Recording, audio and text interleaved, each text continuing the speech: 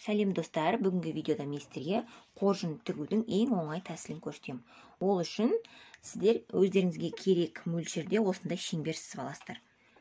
Үлкен болсын, кіші болсын, қалаған размерлеріңізді осындай шеңбер жасап аласыздар. Міне, мынандай үлкендеу жасауға да болады. Міне, мынау үлкендеу, мынау кішкентай. Егер сізге кішірек қоржын керек болса, осындай кішкентайын сызып аласыздар. Үлкендеу керек болса, осындай үлкен қылып сызып аласыздар. Мынандай кішкентайды алып, былай қойып, осылай жанынан циркульмен үлкен қылып сызып алсаңыздар да болады. Мен кішкене үлкендеуін алайын деп отырмын. Осыған келтіріп, мен матамды қиып аламын. Міне, матам менде королевский велюр. Осындай қылып, тура осы қағаздың шаблоны бойынша сызып аласыздар. Шеңбер. Міне, осылай сызып аласыздар. Одан кейін енді біз осы шеңбердің енді қабырғасын жасаймыз, яғни жанын жасаймыз. Ол үшін сіздер мына шеңберді айналдыра осылай лентамен өлшеп аласыздар. Осылай мен өзім тәсілімді көрсетіп жатырмын сіздерге. Осылай лентамен айналдырып өлшеп аламын. Мысалы қанша екен осылай. Осылай өлшеп аласыздар. Одан кейін ұзындығын осылай тігіске 1 сантиметр беріп алып, ұзындығын өлшеп аласыздар. Міне, ұзындығын өлшеп алдық. Бұларды алып тастаймыз. Бізге енді керек емес. Енді міне, матамызды аламыз. Матамыздың ені. Мына жерде камераға толығымен көрсетпейді. Мен сіздерге ауызша айтамын. Осындай матамыздың ені. Ені 47. 47, 50, 40, қаншалықты биіктік қалайсыздар, соншалықты аласыздар.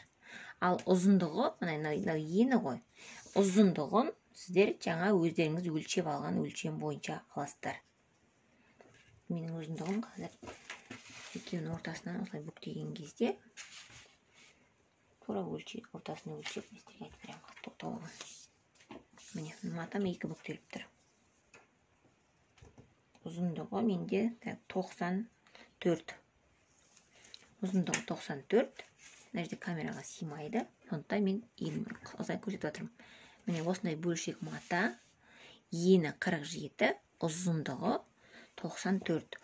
Ол 94 қайдан келді деп отырғанымыз, ол жаңағы мына біздің шеңбердің айналдыра өлшеген өлшемі. Міне, осы 2 өлшем арқылы біз қазір қоржын тігетін боламыз.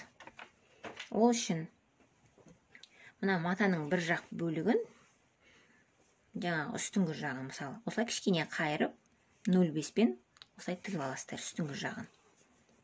Одан кейін матаны осылай 2 бүктейміз. Осылай 2 бүктейміз. Және осылай 2 бүктегеннен кейін мына жерден былайынан тігіс жүргіземіз. Яғни 2 матаны біріне-бірін қосамыз. Осылайынан тігіс жүргіземіз. Міне, матамыздың ортасынан тігіп алдық. Міне, бұл бізде осындай дөңгелек пайда болды. Көрдіңіздер ме? Міне. Енді осы дөңгелектің ішкі жағынан 4 қабырғасын тауып белгі қойып аламыз. Осылай ортасынан бүктеп тұр мына жағы шетінен, және осы 2 шетінен. 4 бұрышынан белгі саласыздар. Осындай. Одан кейін шеңберімізді аламыз да, оны да солай істейсіздер. Міне, тура ортасынан осылай бір-біріне қосамыз. Сосын мына жағынан жасайық. Осылай ортасынан қосамыз да, мына ішінен осылай белгі қоямыз бұрыштарына. Осылай белгі қойып аласыздар. Осылай. Міне, 2 белгі бар. Енді былайынан келесі жағынан былай қоямыз да, мына жағынан белгі қойып аламыз. Яғни бізде 4 қабырғамыз белгілену керек. Міне. Осылай 4 қабырғасын белгілеп алдық.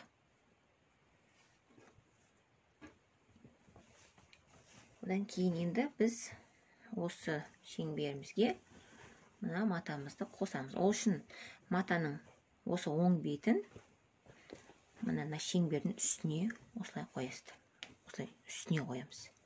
Міне, үстіне қойған кезде мынау асты түбі болады, донышкасы болады, яғни түбі осылай. Енді жаңағы белгілеп алған 4 қабырғамызды қосамыз. Бірінші 4 қабырғамызды белгілеп алдық қой жаңа.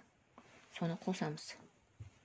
Мына жақта белгілеп алған жерге, және мына жақта белгілеп алған жерге. Енді қалған бұрыштарын осылай айналдыра, осылай ине қадап шығамын толығымен.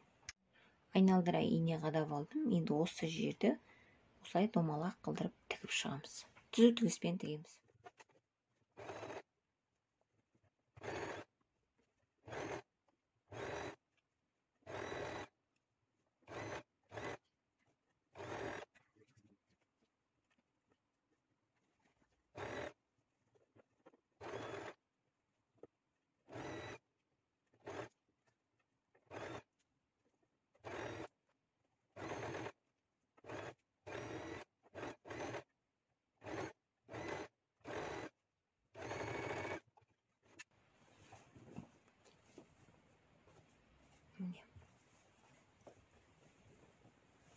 Осымен қоржынымыз дайын болды. Осылай жасап аламыз.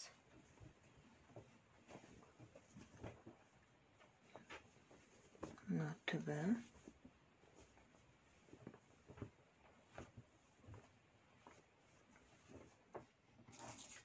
Мынандай картоннан астына домалақ шеңберін қиып алып, осылай астына кесіп қойсаңыз да болады. Сонда асты түзу әдемі тұрады.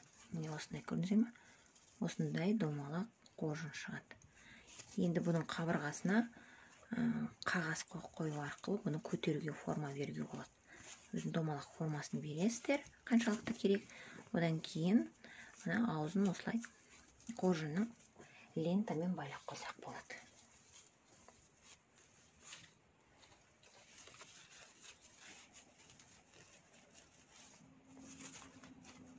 Сонда бізде осындай әдемі қоржын пайда болады. Қазместерге ішіне қағаз салу арқылы қандай форма болатынын көрсетемін.